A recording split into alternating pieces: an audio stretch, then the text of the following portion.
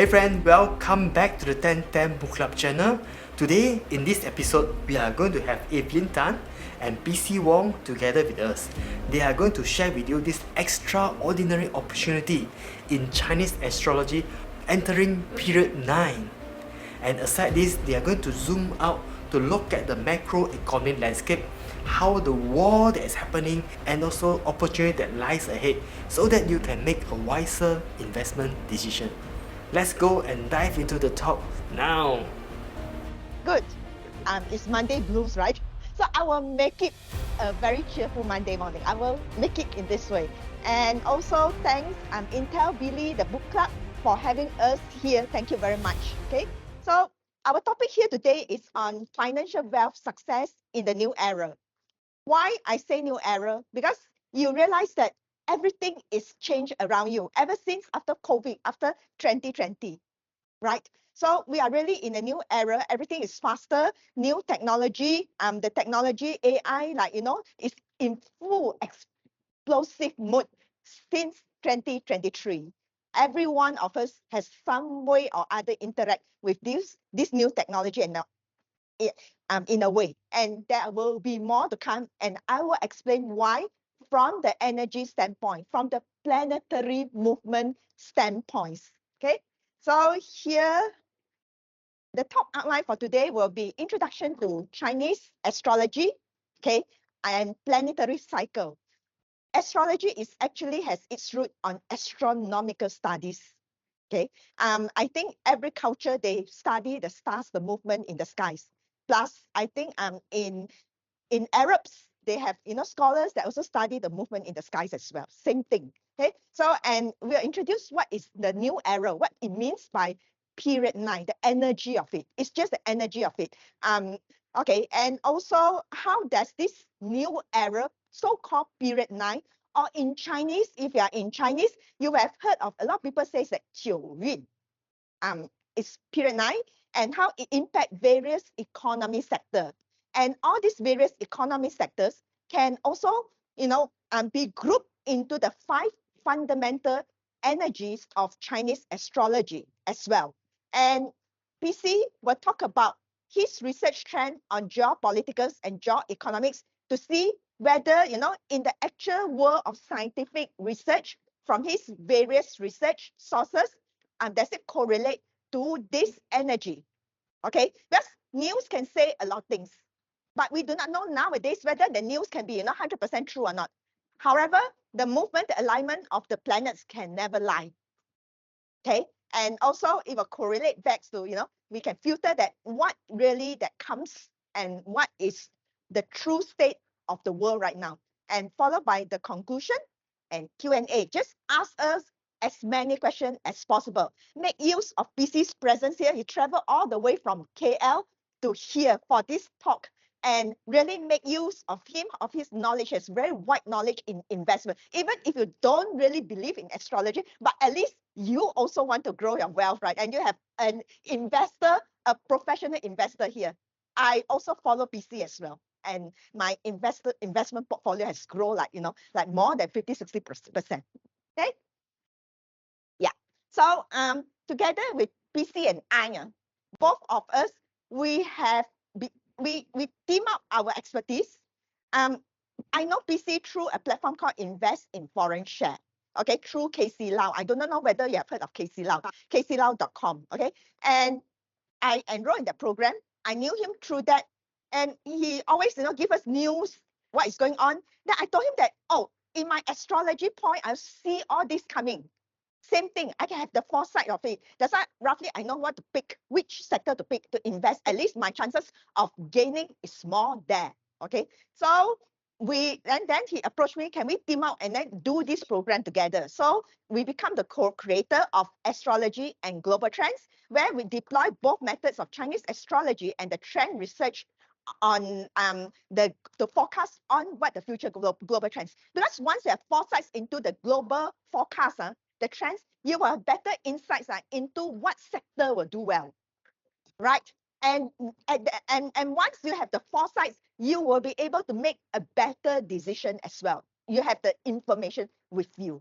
The future, That's one saying that just imagine if you know the price of the market tomorrow, then it will be, you will hit the jackpot. But this one you do not know exactly that, because we only can, to be very fair, we cannot focus on the trend only.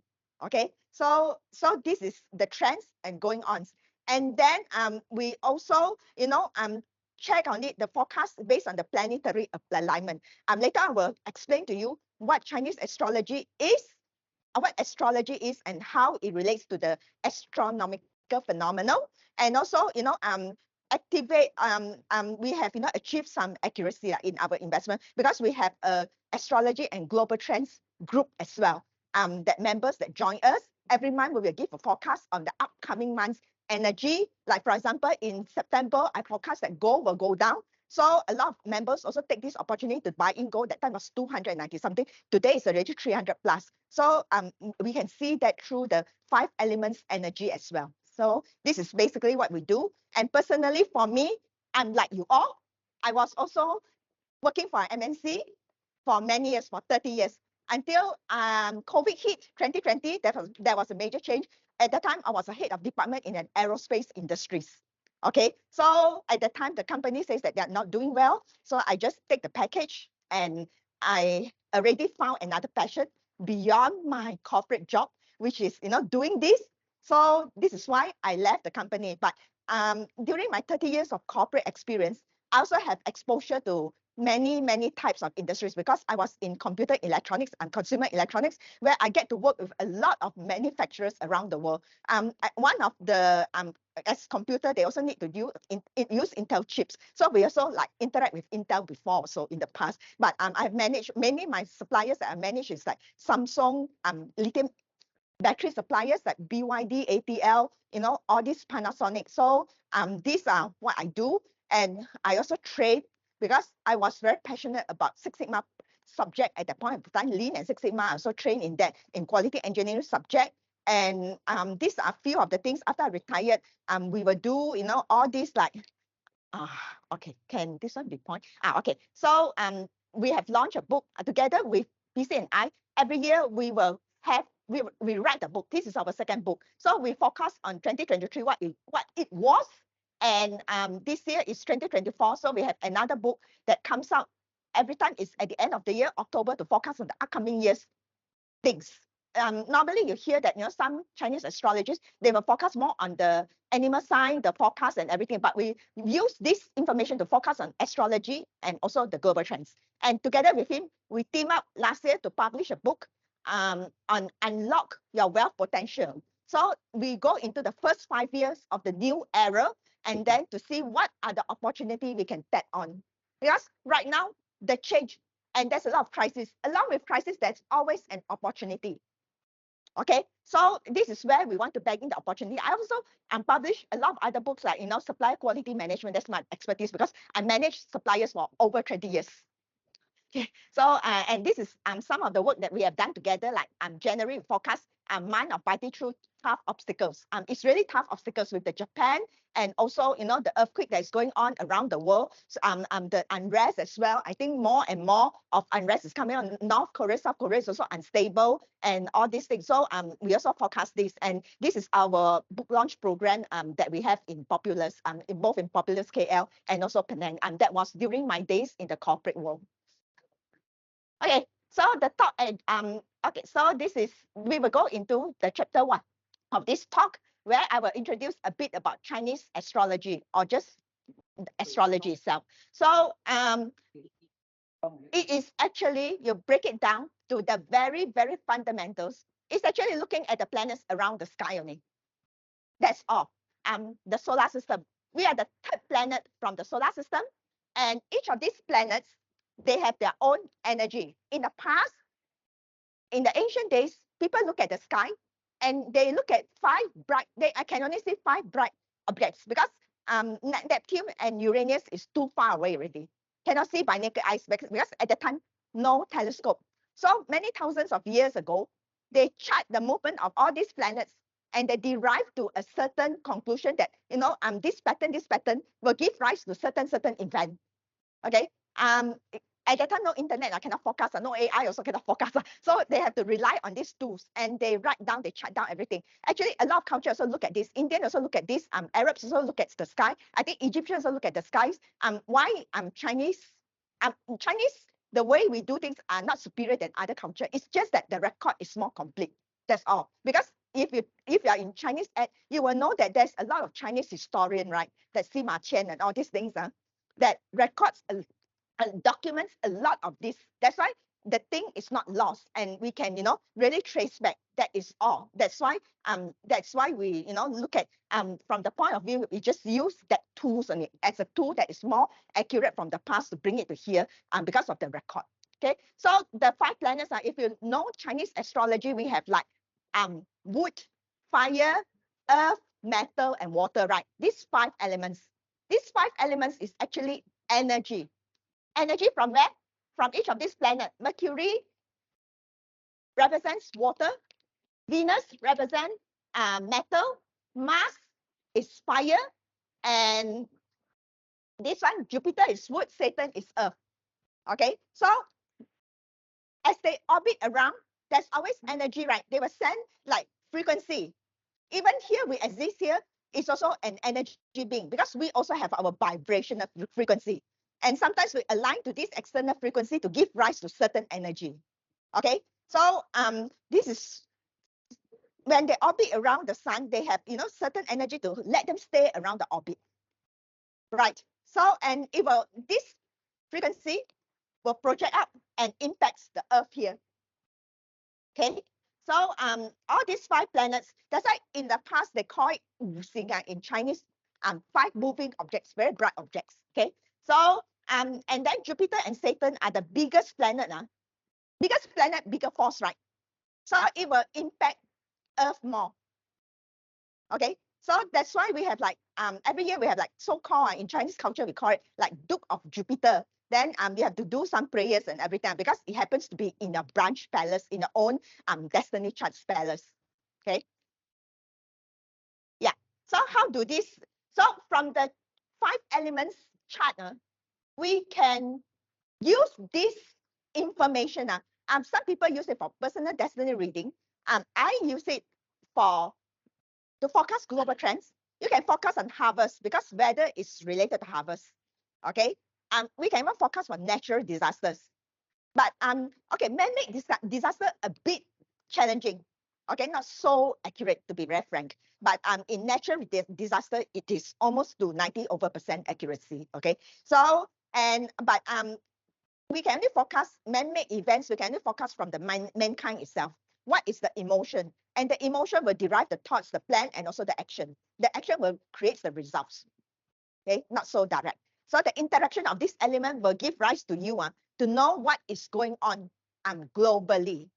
That's why in the ancient Chinese, the emperor used the Chinese astrologies to forecast. Then they will know certain province will be hit by flood that year or hit by drought that year, and then immediately they can send aids to the people there, to the citizens there. Okay, to the royal subject, to the subject there. So how do we really look at this? Very simple. We can translate this Gregorian calendar into an energy map here. Okay, so 2024, is year of dragon. Last year is rabbit. So we can forecast the heaven stem and the branch. Okay, these are all actually 5 elements energy already. So 2024, only 4th of February starts the arrival of spring, the new spring. That means it will give you the New Year's forecast. This is a very important energy map of the year that will determine how the year will fare, how 2024 will fare. Okay, so here is 2024. Actually last time we used 10,000 calendar, but now people got software. You just go and check 八字 plotter. It's called also 八字. So you can easily put this in. It means that 2024 is always the wood dragon year. The pillar here is called a pillar, a year pillar. And then followed by February. February for this year is actually a Ping Yin Man. Ping Yin means that fire tiger man. Fire tiger. Tiger is actually the 12 animal signs. It's just a coding on it. inside the coding of the 12 animal signs, the branch is actually the 5 elements as well. Okay, for example, the Chen or the dragon inside is actually prominent energy. If you all have more knowledge on Chinese metaphysics, or you follow some famous Chinese metaphysics teacher, they will tell you got hidden branch. Yeah, the hidden one, they got a few, but it's just that we look at the main one only, the main energy only. So it hides inside. It's actually earth energy. And all these 5 element energies, we always have the black and white, yin and yang, right? So 5 times 2 is 10. Okay, 10 types of stems. The like wood itself, we have wood, the trees, and also the shrubs, the flowers, and all this, the yin wood or yi wood, they call that. And then fire also the same. We have the fire of the sun and the candlelight, so on and so forth. Earth also the same. The big mountain and also the small agriculture soil. So this one, the dragon actually hidden is actually what we really want to read now is actually the earth energy only, the 5 elements energy. And the man is Ping Yin. This one in tiger, tiger is always the wood energy, the Chia wood energy, and then followed by Wu Shit, a mountain dog is also a mountain. It's actually a whole pillar of earth energy, and followed by the hour. 1629 is actually the monkey hour. So is Geng Shen is also matter energy. So yes, yes, it's Chang'an, correct. Chang'an, and then in the earth animals there will be always a few, but we only look at the main one. That's all. Okay. So here in the 5 element energy, actually they have a cycle one. They produce each other. They counter each other. They clash each other. The wood will produce fire and then weakens the wood. And then the wood will counter earth because it controls earth itself. And then wood has been clashed by metal. Okay, it clashed by metal means that there will, it will not be so comfortable. That means you yourself have been clashed, and water will produce wood. So all this, each of these, they have their own design. When you look at this chart here, it actually also can represent your birth chart. If you go and translate your Gregorian calendar, then you go and type, then it will becomes a 5 element birth chart, and you can also calculate your own birth chart's energy as well. That which elements will have the most. Okay, and what are the interaction inside. So from here, this chart itself, you know that, let me ask which one is the most dominant energy, because this is my version. In internet, you cannot find picture one. I like picture because easier to see, easier to know. Okay, I've not perfected the software in order to release here. So okay, in this which one is the most heavy element or the most prominent one? Anyone? Earth. Yeah, okay. If you look at 2023, it's prominent on fire. There's a lot of fire-related incidents happen. Okay, a lot of fire. If you look at the whole year, fire prominent. Earth is preferably want all these 5 elements to be very balanced. Then it's considered as good year because they all don't have leftover energy. All these, create, produce, clash, and all these are so very balanced, very good. Everyone happy. But once you have elements that excess compared to the others already, and then you will have incidents that is the energy is not balanced anymore. When you don't have a balanced chart, then it will have a problem. Okay, and you will have a lot of opportunity. So earth is the most prominent, followed by maybe wood, and then fire a bit. And which one you see that is missing from the chart?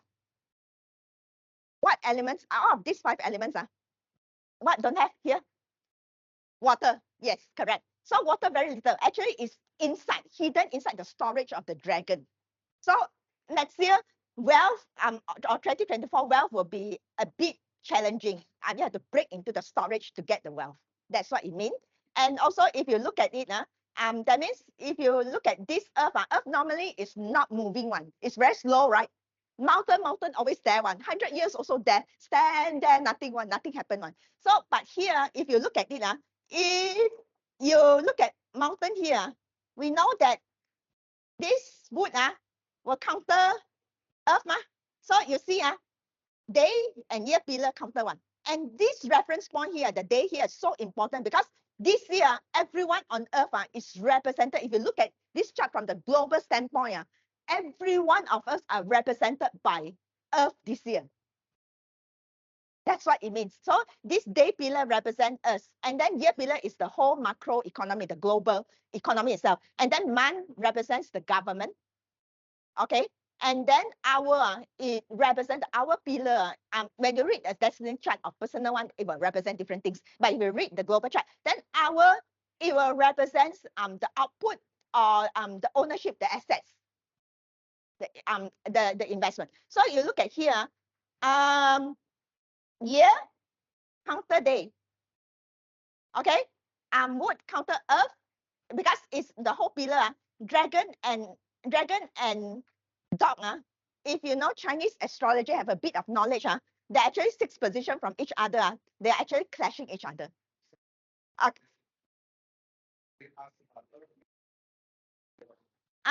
Okay, that will depends on how you react to this chart here, the Jiachen here one. We cannot say that Earth people will be good, but you will be very prominent this year also, but it's actually hidden down here. The one that I think the Jia will be more prominent because heavenly stamp, everyone can see you. Okay, but if you are born in the year of dragon, then you'll be quite prominent also. Or in either one of these pillar, because it's not only animal sign that's not confined to only year, it also month, day, and hour one. So if you have any, then you will be, quite prominent because it comes up already in the year. So everyone can see you. Okay. So here is actually the whole pillar clash. That means when Earth clash, when Earth is clash, do you think it will be very stable? Do you think it will be slow moving? Earth clash, what happen? Yeah, it will have landslides, maybe earthquake also up to a certain degree. Okay. So this is one of them. Potentially, it will have a higher chance, more prominent of earthquake and earth-related incidents. Okay, or accidents or some other accidents also. Okay, so and here the month and the hour is also clash. Okay, so the thing melts the gun, the metal. Okay, and then yin, tiger and monkey is also a clash. Okay, so it will come and clash this government. That means there will be a lot of political unrest also, because this is also sort of big clash. Okay, so our month clash is double clash, year day clash. So it is quite challenging in a sense, but also have a lot of opportunity there. You want more details on actually the year analysis, you can refer to my YouTube channel. I later on I will give you the link, and you can check out my astrology talk there. Okay, so how does it impact you personally? Okay, so we have gone through one part of it. This is one way of forecasting the year. There's another tools like Qimen and all this, if y'all know as Chinese astrology, but I will just delve into the Bazi side, the Li Chun chart only. There's also other tools. Okay, okay, so and also I Ching. So let's go into what has this got to do? So 2024, if you look at the energy, it's not stable because it's in transition point to a new energy altogether. In our planets, actually, all these planets rotate around us. They are all in cycles. Energy are all in cycle forms. Okay, one create another, or one this one, because the rotation of the planets. So in Chinese astrology, they study the movement of the skies, and then they come up with like one whole big cycle is 180 years. Okay, it's even governed by even a bigger cycle of 100,000 years. Okay, and what happened is that we have all this period now, 1, 2, 3, 4, 5 until 9. When we were in 2004 to 2023, we're actually in Earth period. That time you have a lot of excess Earth period. Later I will show you what Earth period means. And then after 2023, is already we are in fire period. But the fire period already slowly transition in since 2020, the energy, because the energy was slowly transition, right? They don't come in overnight one. That's what it means. And then why I say so is backed up by a scientific phenomenon. Okay. Two of the largest planet, you can Google Great Conjunction. The Saturn and Jupiter, we already say bigger planet will have bigger impact on Earth. Then these two somehow join together, even bigger than the force. So it will cause error change. You can see, even if you don't believe also, you can see slowly change. 80s, is about when the transition time is it's coming in, something new, nobody know. Then 80s is 对qua, according Ichina's mouth. So I can see a lot of nice songs at that time. Hong Kong's, song, the Canton pop, like Beyond and all this, they become top. If we are as old as we are, okay, then you will know Jackie Chan, Sun Xue, right? All this, they come out at that time. Okay, then after that, it's slowly no more already. Even in the West also, you have Westlife, all these, boy bands, Starship, Modern Talking, all this comes out in the 80s. And the talk show, David Letterman, all this. So after that, I just say in our era, even you go to earlier on, the two world wars is also happened during the transition time. Okay, 1940s, about 1920s, that time, also at that time. And then 60s is the Vietnamese War, and 80s, and then year 2000 plus, you have 9/11 incidents, right? So that time is also energy transition. The energy transition at the time was not that great. Maybe the World War is great because impact globally. This time is very great because it's Earth transition to fire. That time is in the 80s is a metal energy transition to Earth. So the elemental value is not that high, it's not that great. Both also, metal to Earth is quite slow. When you have Earth transition to fire, it's a very great change. That's why I can see COVID impact everyone on Earth. The shutdown, right? Yeah, luckily there's no war. Actually, I'm very thankful, okay, in a way, but it's just a pockets of war now, the unrest here and there only, but it did not result into something very big. Okay, so and the part is the two largest planet, although they meet 20 years, this one is the biggest when they meet together very near to each other. It's the nearest in the history of many, a few hundred years only they meet to the nearest. That's why the transition is great. The changes we can feel today also is great. Okay, and okay, in the 80s, it's actually an Earth period. We call it 肯卦. I think a lot of people ask me those questions. I know that they already have some background in Chinese astrology also. So this time, in the period 8, don't you think that very easy to access cash? Bank will give you cheap loans, right? Yeah, 肯卦 肯 is actually representing cash. So bank will give you a lot of cheap loans, like housing loans and car loans also very cheap. Okay, and affordable rate, okay. And also at that time, what do you know? Even Earth related things become very prominent, like properties, right? Okay, so and that time also it was an era 肯卦 represent in I Ching, it represents young men. So all these people comes up, you recognize most of them, right? Or all of them, at least all of them is Magadam. Okay, so at least all of them. And that time also transition starts. And then to period 9, it will be different already. You can see nowadays more and more women congratulations. If you're women in your 30s to 50s, I would like to congratulate you. You will be very prominent now. Okay, so you can see more and more women comes up already. Okay, like Mary Barra, Lisa Su. This one, this one is Mary Barra. And then this is Sarah Brinkley, entrepreneur, and it's more into entrepreneurship. Nowadays, people, like talk about entrepreneurship, and it's fire energy. You have COVID that's setting in, social media, technology, AI, online world, everything about technology already. You see how much has M media gone up since last 2 years the price also. Okay. And it's represented, that's I Ching is represented by we so-called Li Gua. So Li Gua is actually fire. Fire represents brightness and clarity, okay, energy and passion. And also, if you look at fire, fire is something, can you hold fire or not? Cannot. Among all the 5 elements, it's something that we can hold one. Wood you can hold, right? Earth you can hold, right? Metal also can hold. And then some more water also can hold, but not fire. So it's something like, very virtue one. That's why everything virtue comes in, okay? And fast burning. The world is getting faster now, and it attracts attentions. Now everyone wants to attract attention, including me also.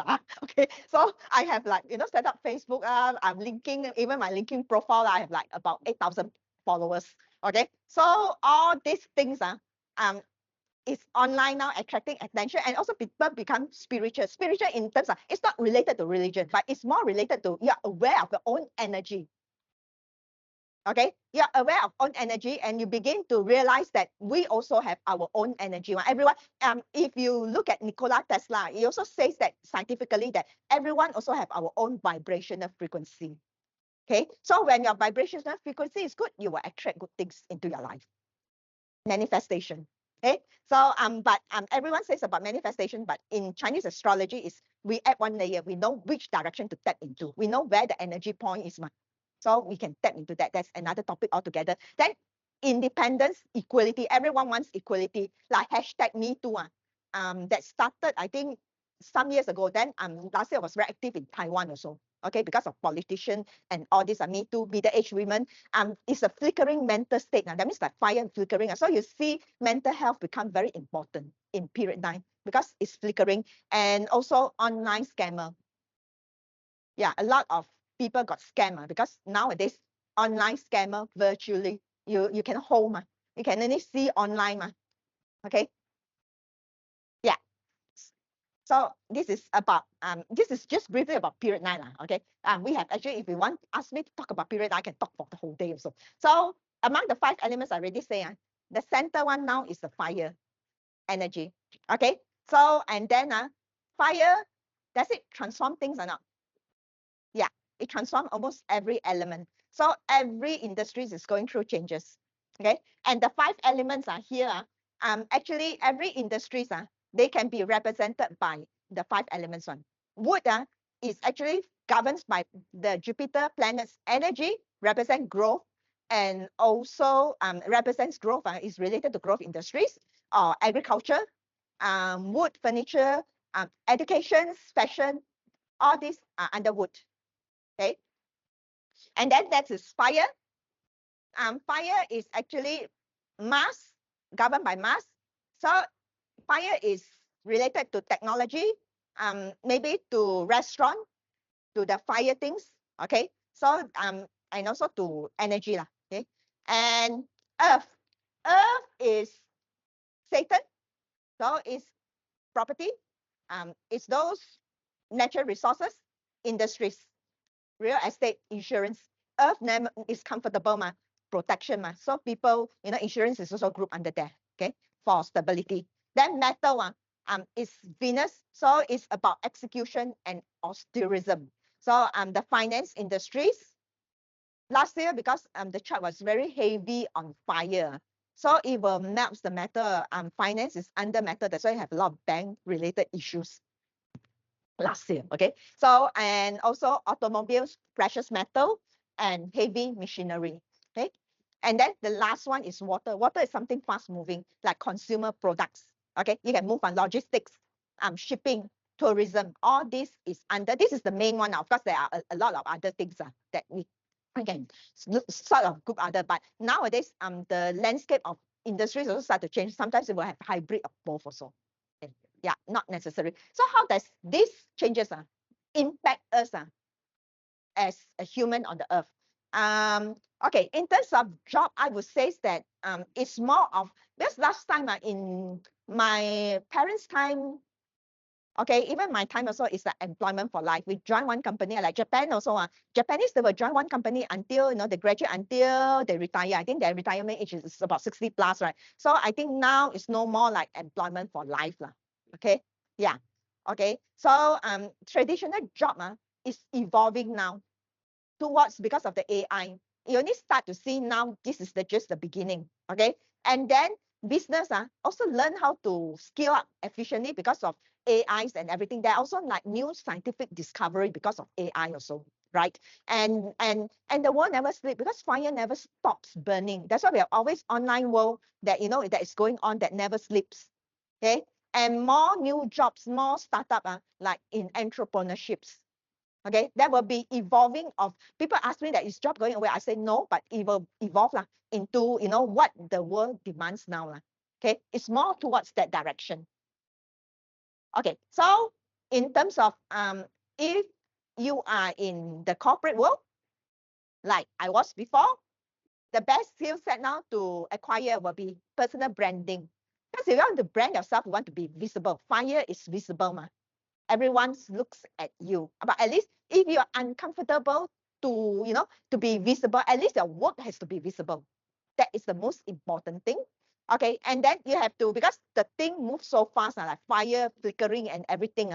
Maybe sometimes people around you also can be very fickle-minded. Sometimes this, sometimes say that. I don't know whether, do you have this phenomenon or not like now? So you have to do your own self-reflection, calm yourself down. Don't give the energy to the fickle-mindedness, then you will also be impacted mentally. So self-reflection, sometimes calm yourself down. Because too much fire already, you have to balance up. That's the meaning of it. Okay, so do self-reflection, do breathe in, breathe out, and if some people they can do meditation or manifestation, that will be the best. And followed by also acquiring AI.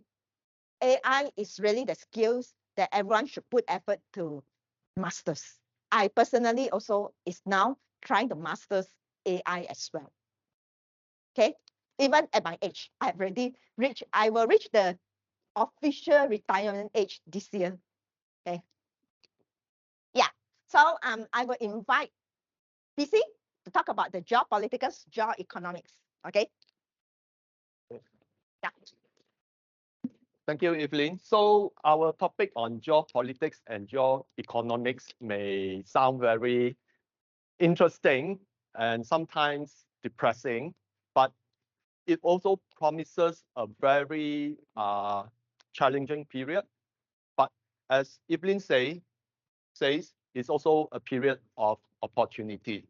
So just now I've been introduced, so there's no need to talk more about it. Let's talk about geopolitics. Now, in our book, Unlock Your Wealth Potential, we talk a lot about history of empires, how empires started, how empire fails. And if you look through the historical trends dating back centuries, the cycles always repeats itself. So we find it best to document it down for our readers to learn about period in ancient history, how it has evolved. And from there, we come up with our own narrative on why empire rises and why empire fall. And then we talk about transformation into an empire and how an empire eventually collapsed. It's just like right now we still have an empire, okay? That is on the western side. Okay, NATO is, although people don't call it an empire, but it is an expanding military association of countries. Okay, then we talk about new empire. Like it may not come as something empire always relate to war, but maybe as a block. And right now we have emerging of BRICS. Anyone knows what is BRICS? I think for those of you who follow geoeconomics and geopolitics, you would know what are the BRICS. Now, BRICS basically meant Brazil, Russia, India, China, and South Africa. And 1st of January, there were 5 more new members. Of course, Argentina, after the election, they pulled out of BRICS. But the 5 new members of BRICS comes with very strong power, not in terms of military sense, but in terms of population, in terms of oil reserves, that they own about 46% of the global oil reserves. And many of them are oil producing countries. Now, Saudi Arabia has joined, Iran has joined, UAE has joined. These 3 itself are OPEC countries. And on top of that, you may not know, Brazil, Russia, and China are one of the top 10 oil producers in the world. Now, people always talk about China as the upcoming tech hub. Talk about China as by economic-wise, PPP means purchasing power parity. PPP, okay? China is the world #1 economy now. And you may not know, China is also the top 10 oil producer, but China is also the world's largest gold producer. Okay, a lot of things that China now is already the top. Out of the world's WIPO index, okay, World Intellectual Property Organization index, China ranks #1 right now. Okay, and China is the world's largest shipbuilder, overtaking Korea. They took about 56% of the global order. South Korea before that was world #1. They now have only 24%. So China industry is so Dynamic. It's moving at a breakneck speed. Okay, so that's why a lot of people say the future is in China. And some people like to measure GDP by capita, per capita. Okay, of course, if let's say your country experience high inflation like the US, okay, a lot of the money, the economy is driven by debt. Then of course your GDP will be very high. Now, for those of you who have really want to know why I say that the US economy is driven by debt, all you have to do is to look at the US debt clock, where now right now the US debt is 34 trillion. Okay, and why the S&P is moving higher and higher? Because it's through debt that comes with the financialization of asset that push up the index. But in terms of PPP, the US is now world rank number 2. Okay, then we talk about the Eurasian continent. Why the Eurasian continent is so important? If you look at the BRI, the Belt and Road Initiative right now, and you understand what is happening in the Red Sea. The Houthis are attacking the shipping lane in the Red Sea. So all the ships are being diverted through the Cape of Good Hope in South Africa and on to Europe. And what does it cost? Now, recently, containerized freight costs have increased 61%. Imagine 61%. That means the cost of goods that is transferred from China to Europe will now cost 61% higher. And what does it do? It creates inflation in Europe. So a lot of people like to say inflation right now has come down. No, it has not. Inflation will keep on going up and up because not only US, but all central banks are actually printing money to sustain the economy. Okay, so that is why the BRI now becomes very important, because everyone suddenly realized that freight transport through overland from China via Russia and Central Asia to Europe is much cheaper than shipping. So that is the importance of BRI. Okay, then we talk about geopolitical tensions and hotspots. Believe it or not, yeah, in our book, in the Water Rabbit Year 2023, we have a specific segment on geopolitics, which we predicted there will be war in the Middle East. Okay, and in our book, we also highlight why there's a war in the Middle East right now. That was in year 2022, November, we published that book before anything happened yet.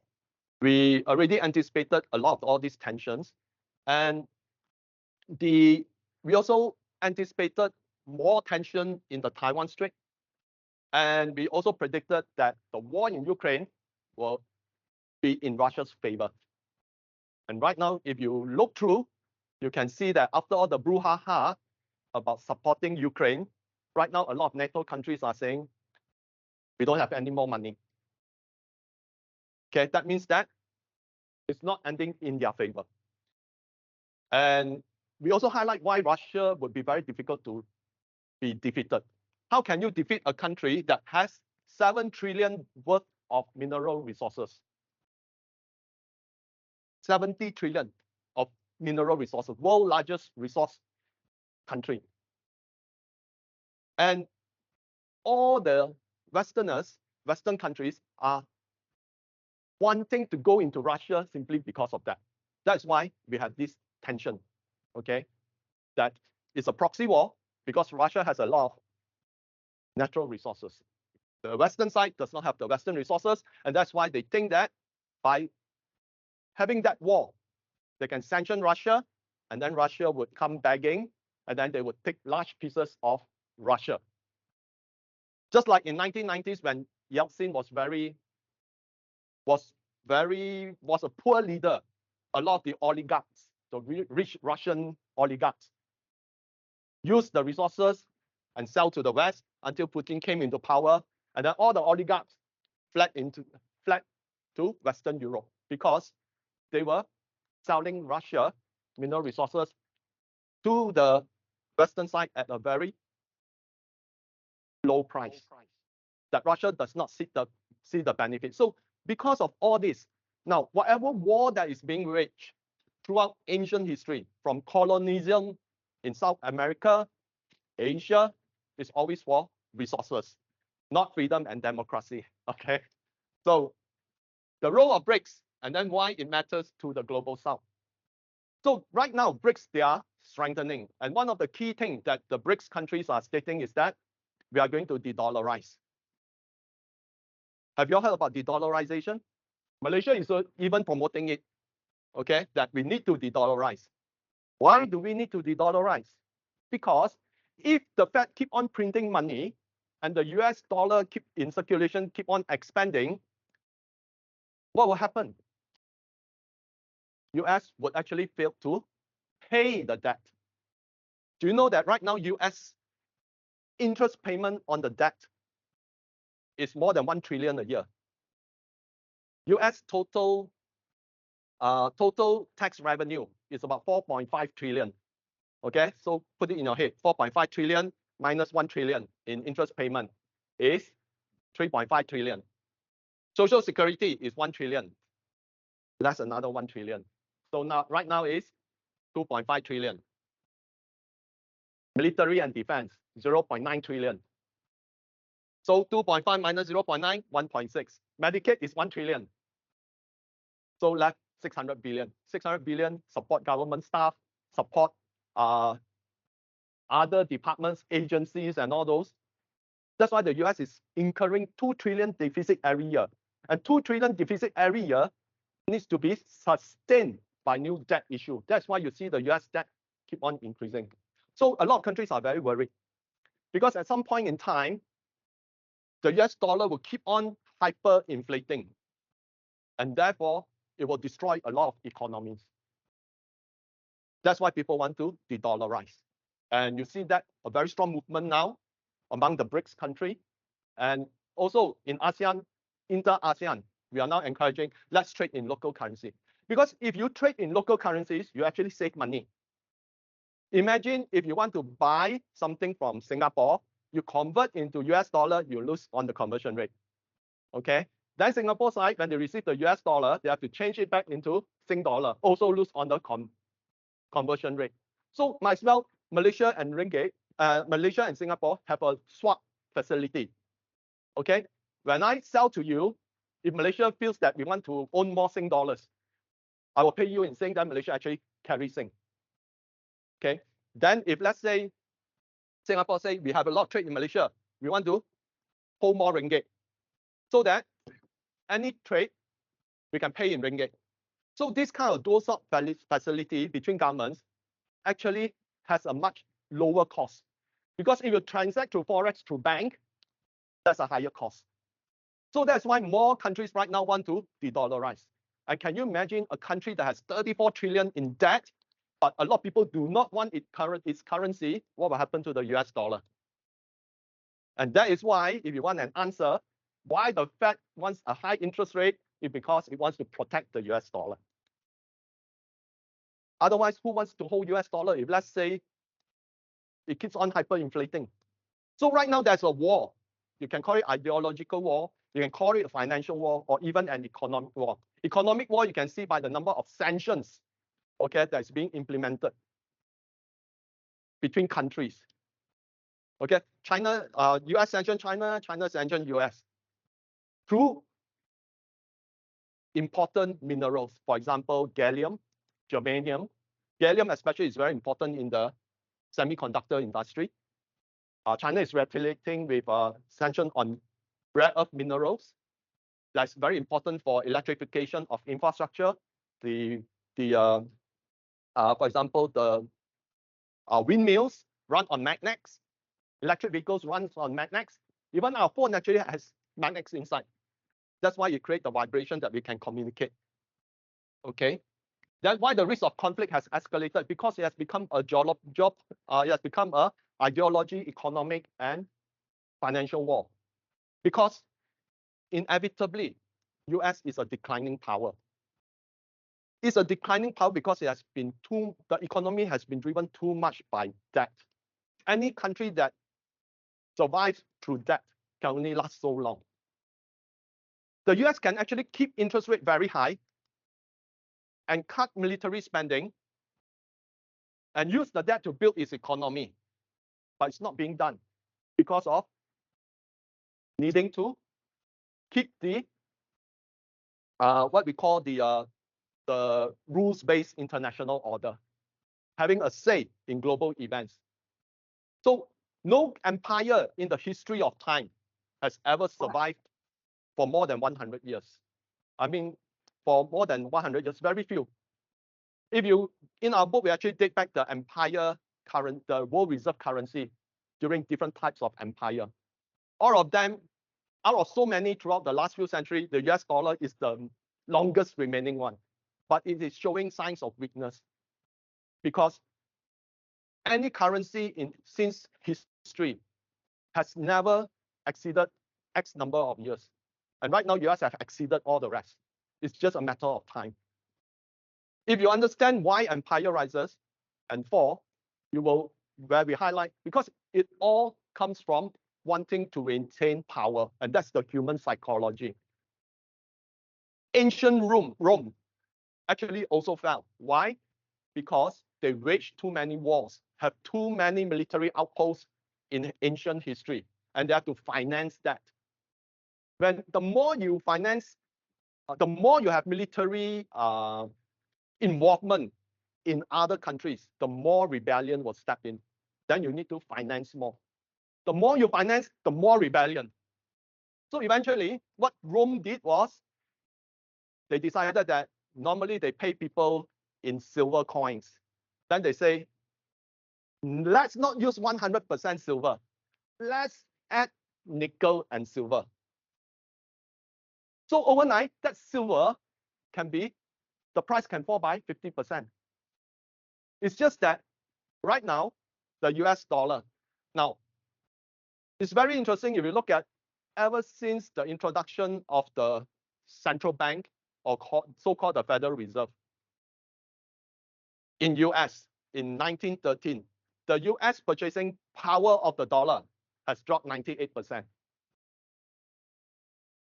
Okay, the only monetary asset that has not changed since 5,000 years ago, do you know what is that? Gold. You can see that ringgit keep on depreciate against US dollar. What happened to the price of gold in ringgit? Keeps on going up, isn't it? Because it's a reflection of the monetary value. That's why now I actually do talks in Bursa for Bursa as well.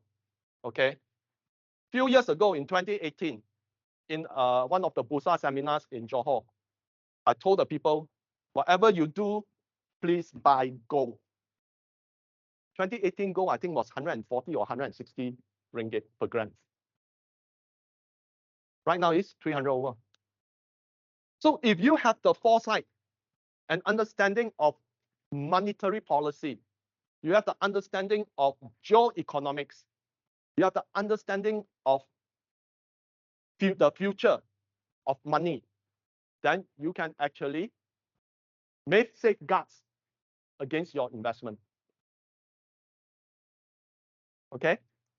So what our book intends to do is to educate, to share with people why empire falls, why geopolitical tension often happens because of differing ideologues, because of differing leadership. Sometimes, leaders in the biggest nation are no different than sometimes the managers that we face. Okay, they can change their mind based on circumstances, because even senior management can never predict what will happen. And boom, suddenly something happened, and then it changes. So leadership in world superpowers are also the same. They react to changing times because they want to retain certain position, certain interests. So that's why our book talk a lot about geopolitics. And by writing that, we hope you will understand the shift of geopolitics in the world. Because BRICS is not going to stop at 10, Do you know that there are 70 countries now applying to join BRICS? If you think about it, what happens if, let's say, 2/3 of the global population or global economy decide not to use the US dollar? US dollar will plummet. Okay. So that's why, if you look at it, we also talk about a bit about Japan. We even say that the Japan government can never stop printing money. And Japan yen has actually depreciated a lot because everyone is raising interest rate, but the BOJ says that tunggu dulu, kita tengok, see how first, all talk. And that's why the yen keep on appreciating. And Japan interest, Japan inflation right now is around 4%, if I'm not wrong. 4% may not look high, you know, but do you know that Japan started with deflation at 0.1%? If 0.1% deflation right now to 4%, that's almost 4 times, isn't it? What you purchase right now is 4 times the price. Okay, just like in terms of ringgit, okay, ringgit, when the US hike interest rate, ringgit to US dollar also see a widening gap. But the thing is, I can tell you, the Fed cannot keep rising interest rate.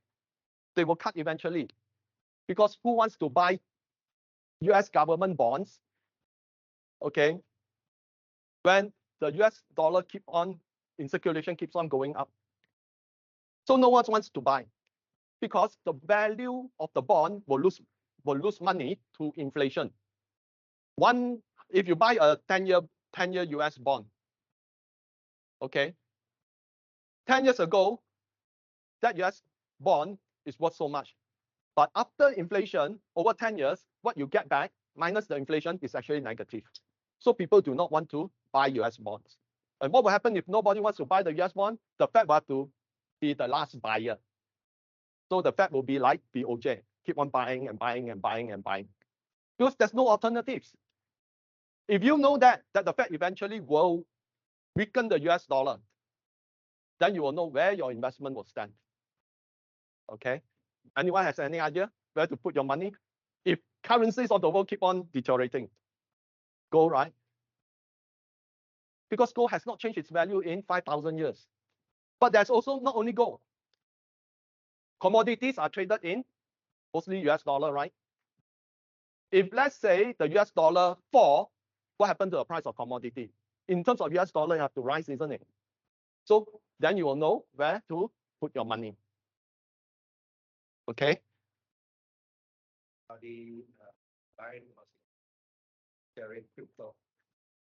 Cryptocurrency is a very interesting thing. Some people say that Bitcoin is the new digital gold. In our book, we also talk about. We talk about Bitcoin. But Yeah, if you want to talk about Bitcoin later, wait for me. I'll talk about CBDC.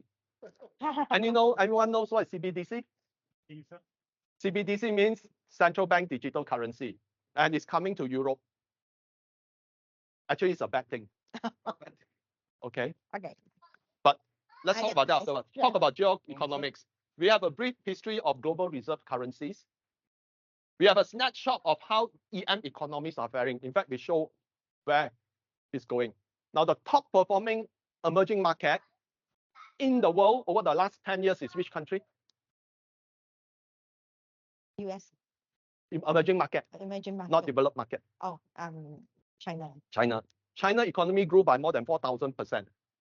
The next one, second one, Vietnam. Vietnam also grew by more than 4,000%.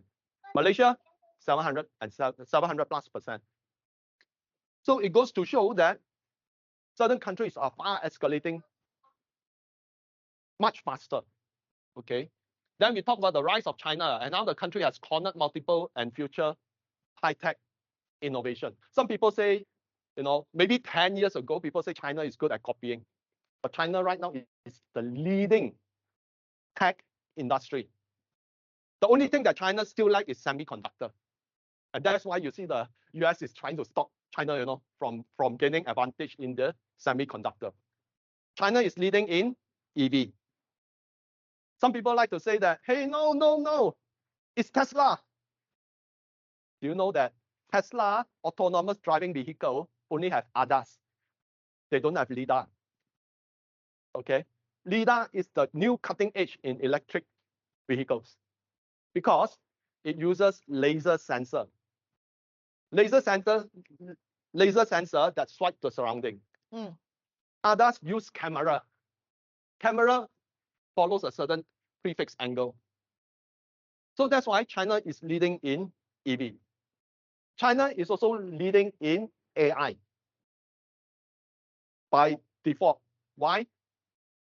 Because you have 1.4 billion people that consumes using the technology.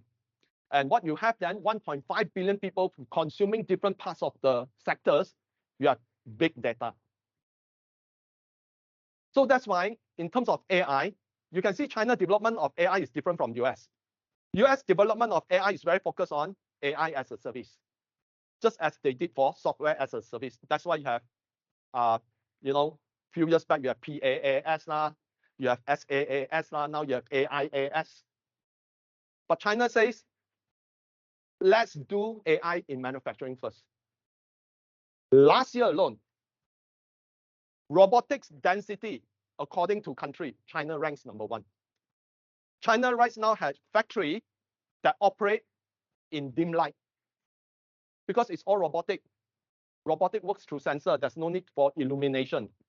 So what they invest in the robotics, they save on energy because the whole factory uses dim lighting. And Huawei has come up with technology that allows the mining of underground coal mines to be done using AI and 5G. So China is leading in a lot of places, especially in IoT. Some of you might know IoT, Internet of Things. Anyone knows what is IIoT? Industrial Internet of Things. And right now is AIoT, Artificial Intelligence of Things. So if you want to know the latest jargon in technology, you should follow Huawei, you should follow Xiaomi to know what they are doing. Because it also affects, what the company, the competitor, what they do. Okay. So Intel also has been very aggressive. I just learned yesterday that Intel is the first recipient of 2 nanometer EUV from SML. Even TSMC haven't got it yet. Okay. So Intel is also, very urgently trying to look into it. But actually, the next stage of semiconductor is semiconductor will increasingly diminish over a longer period of time because the next stage is set for quantum computing. Okay. So we talk about US sanctions, why it won't work. Okay. If US sanctions work, then you wouldn't see China EVs right now being world #1. They've even exceeded Japan as world #1 car exporter. Okay, sanctions will not work when you have 1.4 billion people who supports the development of the industry. So that's why, you know that China spent about 100 over billion to cultivate the semiconductor industry in China. But of course, some of that actually go into wastage. Okay. But it goes to show that they see it as very important because it's something that they must break so that they can avoid the sanctions. Then we talk about BRI and INSTC. Now, BRI, you all would know, right? Belt and Road Initiative. What is an INSTC? That's the International North-South Transport Corridor. That is from Iran all the way to Europe through Russia and Central Asia, especially Azerbaijan and Iran. So if you look at it, BRI is for moving the oil in the Middle East through Iran all the way to China. So if you understand this, then you know why Iran is important. Okay. And then you know why there is war in Syria, Iraq, in Yemen, because it's all driven by geopolitical concerns. Not so much about ideology. Ideology is something to dress up the true intention. Okay, so Iran is an important land bridge. And because of this land bridge, Russia can safely have a north-south corridor. And then we talk about how BRICS will trade in local currency, how it works, and how it will evolve. Now, there's a lot of talk that BRICS will eventually come up with their own currency. A lot of people say that it will be a common currency, such as renminbi or yuan, but it may not. Only thing is that right now there's a lot of transaction between United Arab Emirates, Saudi Arabia in oil using yuan or renminbi. That's why right now people are saying that the petrol yuan will dominate and reduce the dominance of the petrol dollar. But it may not need be. I suggest a trend. In my book, I show you central banks of BRICS nations have been actively buying gold. Now, what if that oil trade is based on gold as a currency?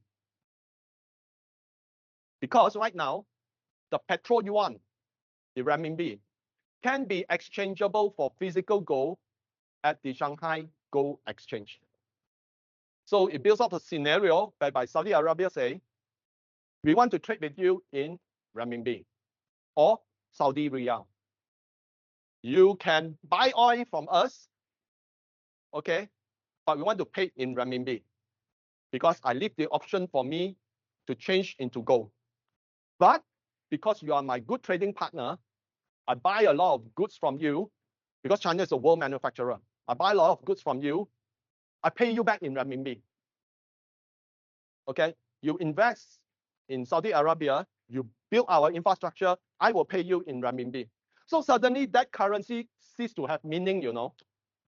That currency is a means or medium. But what is actually happening is actually barter. You get your oil, I get the infrastructure. The currency is just a medium. So this is going to change because UAE just sold two shipments of LNG to China using renminbi. That doesn't mean renminbi will go up, but it shows that more people would actually want to trade oil using renminbi as a medium because they can always buy something from China.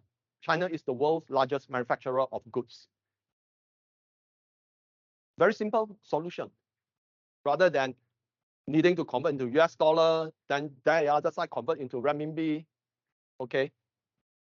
So then we talk about introduction to CBDCs in our book. Now, CBDC is something that can be very depressing. Okay, CBDC means central bank digital currency, and Europe will be the first one to implement. And having followed what the central banks in Europe say, I find it very depressing because Europe has gone berserk. You all watch Chinese Wujia movie, right? Wujia series, right? You know what is 走火入魔? Okay, Europe has gone into that stage. The fire has become over this. The demon has come in. Yeah, Okay. A demon. Western they mention going to the dark side. Okay, Yeah. because Europe has totally gone berserk on the CBDC. You know what's their CBDC? According to the BIS general manager, he says that through CBDC, we can control the economy. We can control the consumption.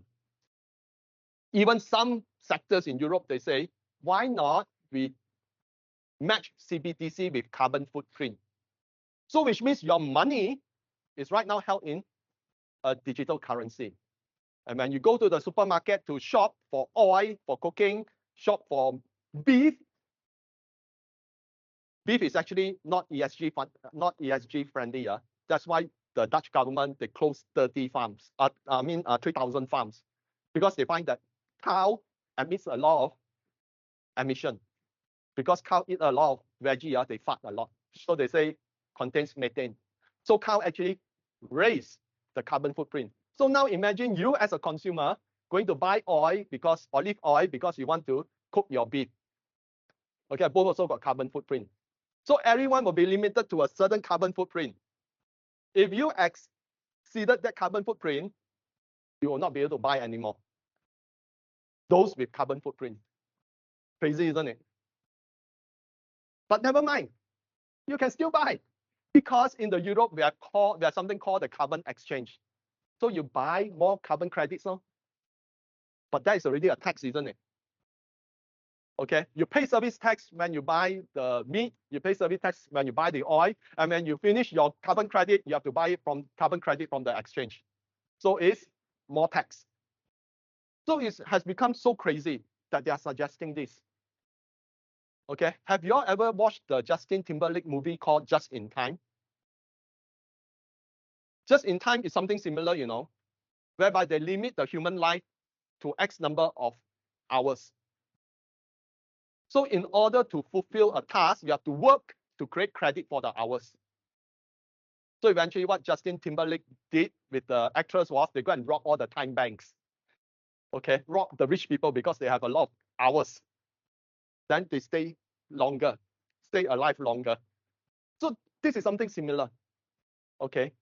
Because they are limiting consumption. And ESG has become so terrible that it's creating food inflation.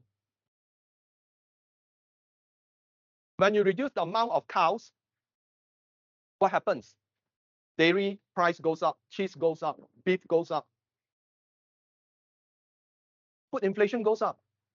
And even worse, Europe right now has planned by 2026, they will remove 23 or 26 fertilizer plant in Europe. Why? Because it emits carbon. That's crazy. Hmm? Okay. Yeah, okay. So that's why when it comes to Bitcoin, they are doing everything they can to kill Bitcoin. Okay.